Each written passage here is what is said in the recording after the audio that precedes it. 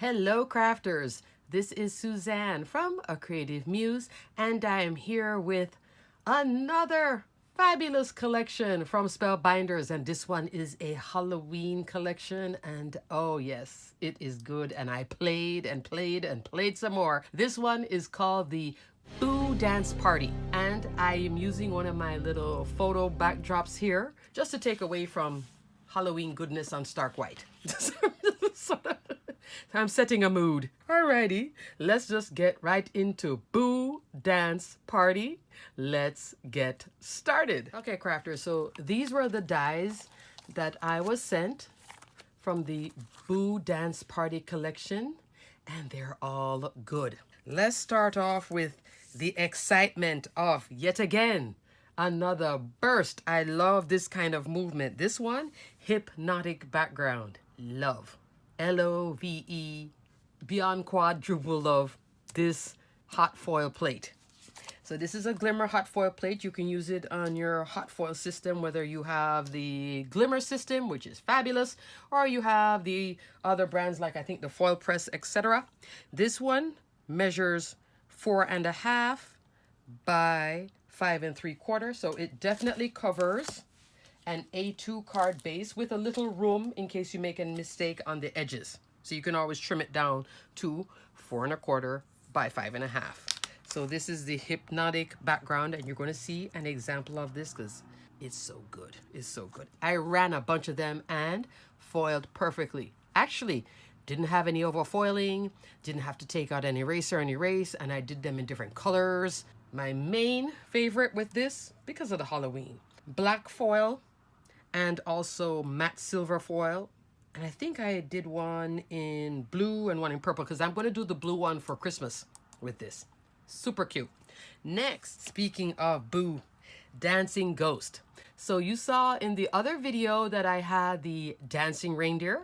Well, now we have the dancing ghost. So the ghost with the most, 2 3/4, but with the legs, I'll do the measurement when I bring out the card. So you have the ghost on top, and then you piece back the eyes. This is his leg. That's where the movement is. So you'd put a little foam square or a foam circle. I think the circle gives you more swing. Less swing, put a square in there. You get a little bag, or you can also get a pumpkin bag. My kids have used both of these over the years. They're not kids anymore, but yeah, I still call them kids. But when they were younger, I'd either have this one or this one when I took them trick-or-treating. And you get the sentiment, hey, boo, and there's a handle for the bag either way, and candy. So cute. Next, we have Dancing Mummy. Adorable. Love, love, love. Dancing Mummy too. Dancing Ghost and Dancing Mummy. The whole Halloween thing gets me going. And then these are just such fun, adorable cards. Especially if you have kids or somebody who is a kid at heart. It would just brighten their day to get a card that has a little movement. This is just too precious. So this one is Dancing Mummy. At first I thought, oh, with all those strips, it was going to be difficult. And when you get the packaging on both of these, please keep that label, because that label shows you how to put the die together in terms of how it's supposed to look. This one is self-explanatory. It's just a sheet. As a matter of fact, when I was playing with this one, I was thinking Cousin It from the Addams Family. It's not hair, but it reminded me of Cousin It. This is the eyes or something. I don't know what it was. But this one comes together actually very easily. What helped me, and I'm going to say it, Sizzix adhesive sheets helped me to put this one together quickly, because I just cut this out. I did do this in Bristol smooth cardstock in white, put the adhesive sheet underneath it, ran it through the die cut machine, and then I ink blended. I did most of mine here.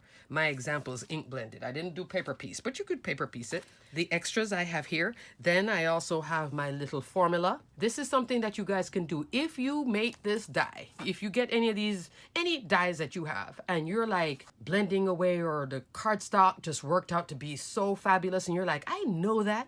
Trust me, you go back next Halloween and you're trying to recreate this thing, you're like, what did I use? So because I liked how mine turned out, that's why I made notes. It's always good to make notes, and this time I did it on the die itself, on the back here. Or could put a post-it too. And I kept the extras because I had cut more than one of the body because I wasn't sure how the ink blending was going to work. I didn't want it to be too dark, wanted it to look like fabric. Next, I received haunted house. I love a good spiderweb. I love a good bat. I love a good ghost. I don't have many ghost dies. This house, fabulous. Those are the steps towards your spooky house. This is the moon, the bats, the clouds, and ghosts. Fun. Absolute fun. So first, let's start off with the hypnotic background and my mummy. Hello. I'll do the ghost next. Isn't this adorable? I love it so much. So here, can you see the hypnotic? It's the mummy doing the hypnotic thing, like the movie, The Mummy, you know, he's like, ooh, put you under a spell kind of thing, I guess, like a witch. It's matte silver hot foil. And then here's the ghost. The example that they have on the packaging, I think, is a little darker colorway. I did a lighter colorway. This is gray cardstock, and then this is the white with the ink blending. And see how with the ink blending, it gave it more of a tattered fabric. Love that. I believe I got this during the 4th of July sale. And I have a plan in my mind for an envelope. Just haven't done the envelope yet. So when I do the envelope, I'll show this again. One of the cards that I'm thinking of. Because that ghost reminds me of Cousin It right here. So I'm going to put this on an envelope. I think it's so cute. The sentiment. Right here, nice Halloween sentiments. This had a fantastic price point during the 4th of July sale.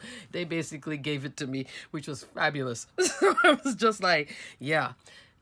Subscribe to Spellbinders, get their emails, or even sign up for the text alert when they have those really great sales. They just had that BOGO die sale, buy one, get one free die sale. That was fantastic too.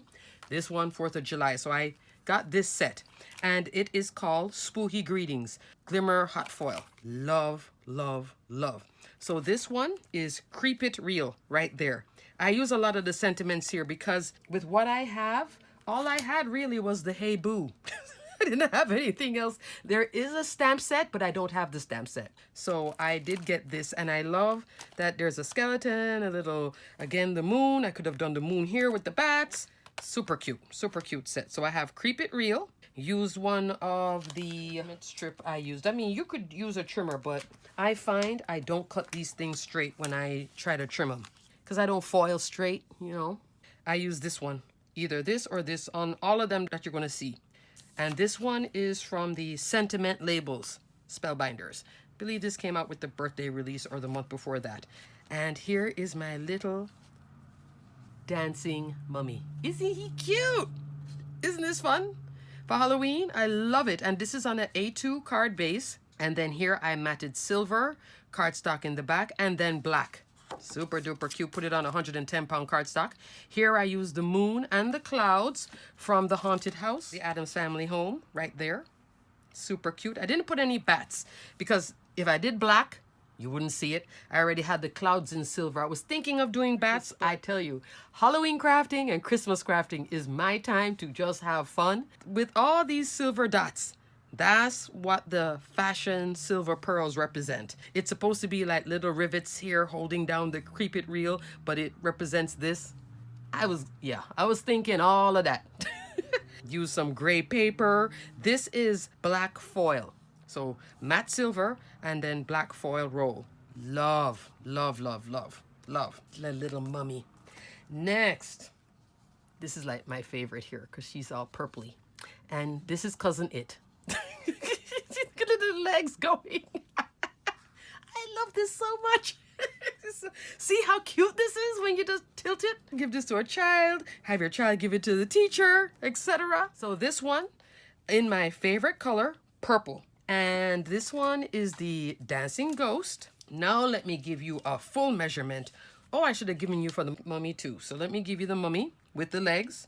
3.5, almost 2, like 1 3/4. For the ghost with the most, 3 3/4. Yeah, 1 3/4. So they're roughly the same. She's carrying her little bag of treats, and I did it in that Halloween green color. I did ink blend here a little bit of kind of like a black soot. This is Wilted Violet Distress ink, I believe, on white cardstock. And I love how I use that flat black for the eyes. I could have gone glossy, shiny black, but I decided like what I did here in the bats. But I like how it looked there. I was putting this together and just giggling, thinking, gosh, you look like Cousin It. The background. This is that loopy Glimmer hot foil plate. from Spellbinders, from their birthday release. It is the hand-drawn loops. Love. It's 3 dies, so I just ran it purple background with purple hot foil, and I did 1 set, 2 set, and then I did another set down here. So I kind of layered it up, and because it's Halloween, it doesn't have to be exactly perfect because there's a little space between here and here. Is it bothering me? No. I think this is adorable. The bats. This is another die set that This was also something that I might have had this before though. I'm not sure if did I just get this brand new? I might have, or I had it before. I don't remember. I will link it below.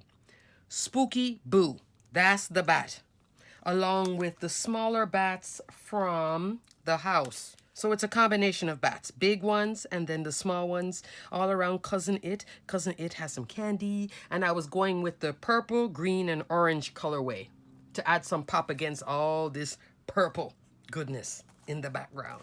So this is super cute, just as added bits. And this one also says, hey boo, just bigger, and a spider web in the corner.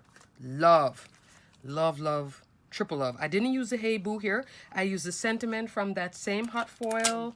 Batty for you. There we go. And this time with this same sentiment labels, I used everything. I used the string in black.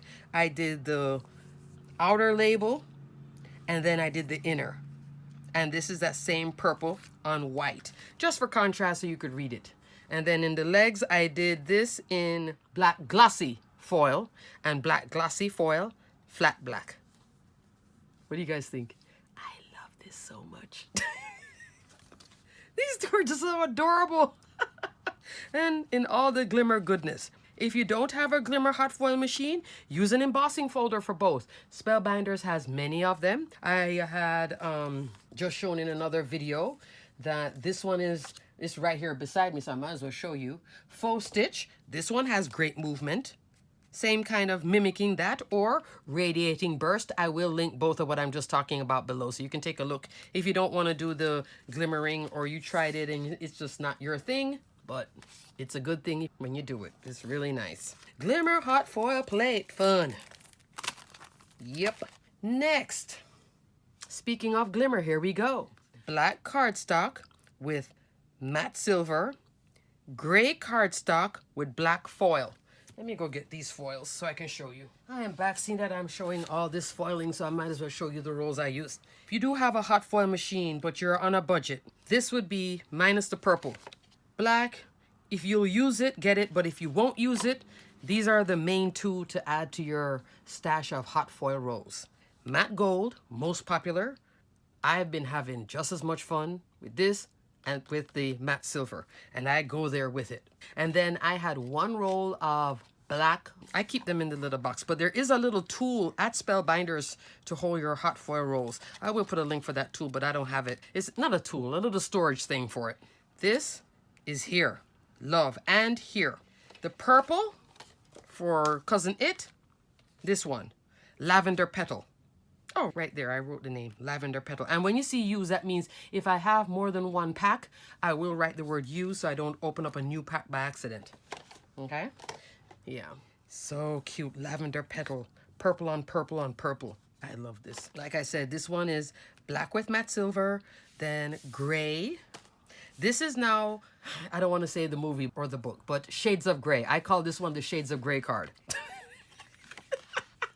This is on a 110-pound cardstock, and it's just, I went in my stash and pulled out all sorts of gray cardstock. This is not, you know, some specialty cardstock that I'm using for the foiling. Whatever cardstock you're using, always feel both sides. Foil on the smoothest side.